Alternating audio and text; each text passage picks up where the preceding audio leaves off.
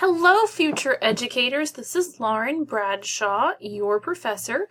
I want to talk to you about some of your upcoming due dates and assignments for our class, and just encourage you all, if you have any questions, please reach out to me. If I don't respond to your email within a day, email me again. I'm here to help you and make sure that you are successful in this class. All right? So let's go ahead and get started. First off, our face-to-face meeting time, you need to choose one of these to attend our face-to-face meeting. It's required by the state to make sure that you're not basically doing some sort of internet scam and stealing federal government's money. So you do need to meet me one time, and I'm really excited about our meeting. I always have a great time meeting you all face-to-face, getting to see the person behind all of these posts that I've been reading for the past semester. So make sure that you choose the one that works best with your schedule. You can either meet me in Gainesville on April 10th between 2 and 3 p.m., or you can meet me in Dahlonega on April 9th between 2 and 3 p.m. I will tell you, the room in Dahlonega is part of the Library Technology Center. It's the 3rd floor. And it's the special collections room. Sometimes it's called that. It's a really pretty room. So choose whichever location works out best for you, and I am really excited to see you there. So let's keep going down our list. So many of you all have emailed me and asked questions about your influential educator presentation. I know this is a big part of your grade, and it is a D2L assignment. Excuse me, but it's not due until April 6th. Originally, it was due much earlier in the semester, but I moved it later on to where you had more time to give me a quality presentation. So the things you want to remember is, you're doing a PowerPoint, or you're going to maybe do a Prezi or some sort. Personally, I prefer PowerPoints, but you want to make it visually stimulating. Please do not have all text on slides like you're writing an essay, but you're doing it on PowerPoint. This is a presentation, it's not an essay. You also want to make sure you're doing voiceover. You don't just turn in a PowerPoint without any voiceover. You want to make sure that you are engaging the reader not just with the text that's on the screen, but adding more to it. So I'm going to model for you how exactly I would do this. So for instance, here we have G. Gumby Jordan, who I like to refer to as my dead boyfriend because I wrote my dissertation about him, and I became a little too obsessed with his life. But I'm just going to model for you how I might do this if he were my influential educator. So G. Gumby Jordan was a large proponent of vocational education. And what that means is he wanted people to work towards their careers while they were still in K through 12 education. And he's really famous because he founded the first publicly funded vocational education school in Georgia in 1903. And this was a revolutionary idea at the time. So people from all over the country would come to visit this new school. He's a textile mill owner, and I'm sorry, I'm getting ahead of myself. So next thing you want to do is you're going to give me a little biographical information. So include your presentation information like where they were born, the educational opportunities allotted to them. So you guys have all different types of people that you're going to be writing and reading and researching about. Make sure that you are telling me how are they educated, because some of them they got a PhD, others barely finished grade school. So make sure that you are clear about that, and their careers as educators. So I can tell you about the fact that Jordan, he's from Sparta, Georgia originally. He was the son of a merchant. He joined the Confederate Army when he was 16. He ran off without his mother's permission. After the Civil War, he moves to Columbus, Georgia, and becomes the owner of several textile mills, including the one that's pictured here, which is the Eagle and Phoenix Mill. But he also believed strongly that the power of education could transform the lives of poor mill children, because you have lots of children working in the mills and bringing food to and from the mills. So he became the president of the school board in Columbus, and he worked to create opportunities for mill children to go to school in Columbus. You want to make sure that you include your person's educational philosophy. So what are the educational beliefs of the person that you are writing about? Are they known for a specific theory? Make sure you explain if they are. So for instance, Jordan believed that education should be active. Education at that time was you sit, you listen, you take notes, lecture, maybe ask a question or two, but it's not a moving thing. It's just sit, listen. And he believed that education should be active. So he thought that kids did not continue their education because they were bored and the curriculum didn't relate to what they did every day in their lives.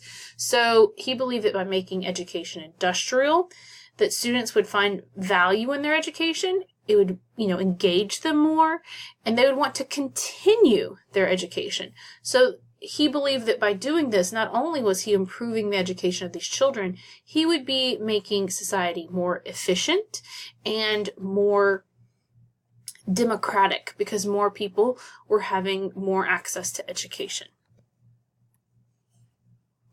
He made many contributions to education. So when you talk about the contributions to education, you want to ask, did they start a school? Did they write a book? Did they teach teachers? What exactly did he do? So Jordan is famous because he started the primary and secondary industrial schools in Columbus. These schools focused on activities that students needed in their everyday lives. So you have them learning by doing. So you see the children cooking, you see children making baskets and weaving.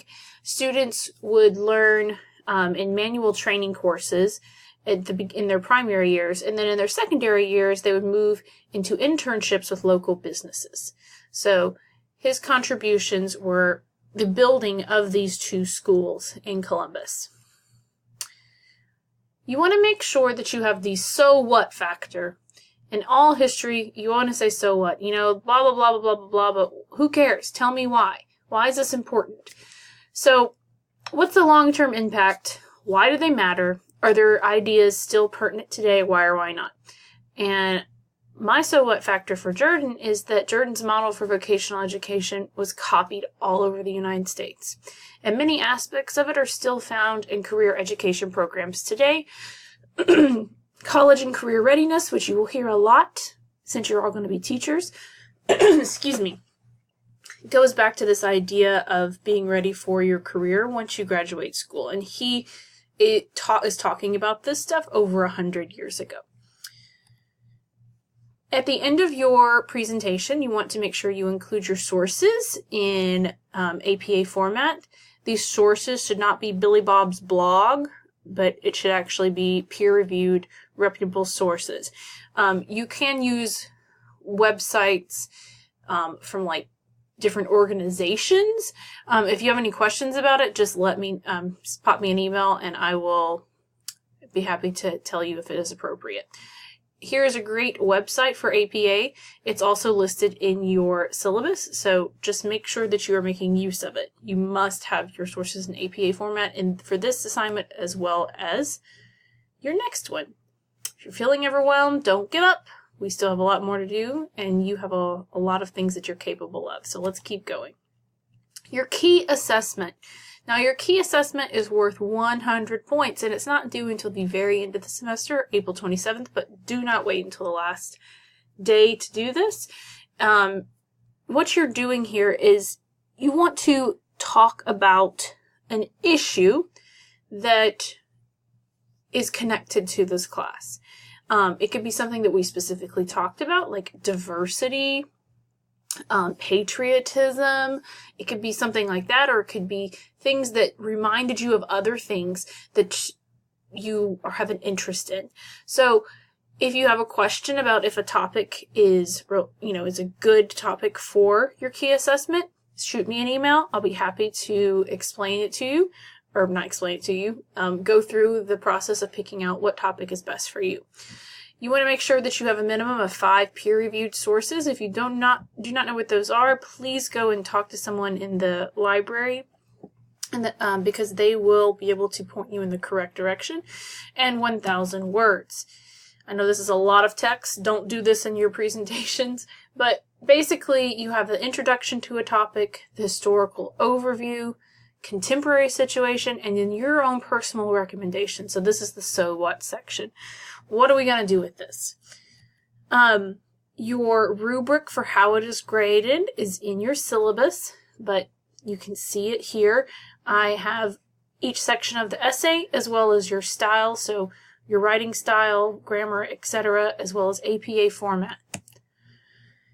This is due again on live text, April 27th. This must be turned in on live text. Unlike your educator, influential educator presentation, this must be turned in on live text.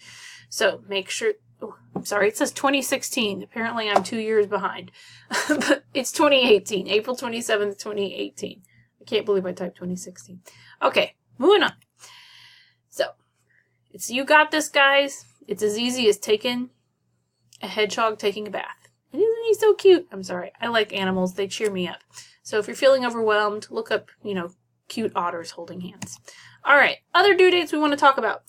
Liability insurance and ethics exam, both due March 30th to live text. So you're going to take a picture of the yay, you completed your exam, or take a picture of yay, you're a member of PAGE or NEA, and upload those to live text. Make sure that the picture is able to be read by someone who does not have an Apple computer, because I do not. Sometimes we run into those problems. Your background check has to be complete by April 20th, which means you need to do it now so that there will be enough time, that says tie, but it needs to be enough time to do it. If anything pops up on your background check, I will be emailing you just to make sure that you're clear about what is expected and what can happen. If I do not have background checks logged in or ethic exams and liability insurance logged in for you all, I am going to start sending angry emails if it's past the due date. So do not get an angry email from me, because I can be very, very mean. I'm kidding. I'm really not very mean, but I will be angry because I don't want you to fail this course for something as silly as not uploading your insurance card to live text, which I will have to fail you for if you do not do so. Okay. Thank you guys so much for all of your hard work. I like to share thank you cards that I've gotten over the years. They always make you smile, and I hold on to them forever. You too will get your own thank you cards from students eventually. Sometimes they're a little crazy. Sometimes they like to put ladybugs on them because you know that they hate them and they're just a little bit crazy, like I said. But they always are showing you that what you are doing is making a difference. And I know it feels like your own classroom is a million miles away, but you are beginning this journey and you will make it there. So finally, movie time. I need you to watch a video regarding educator ethics. I'll be sending you out the link this week. So you're simply going to click the link and watch it. It's 1 hour long. You will need to write the top 3 things that you learned about the video on one of your D2L assignments. I know spring break is coming up, so I actually may wait. I'll see what the turnaround time is, but the link will be active for 1 week.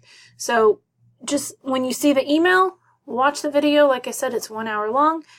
Top 3 things you learned. It's by a very engaging guy, so it should be, over in no time. And that's it. Good luck. Always, if you have any questions, I'm only an email away. Keep on chugging. You're more than halfway there. Remember that you are in preparation for the most important job in the world. Everybody else depends on us.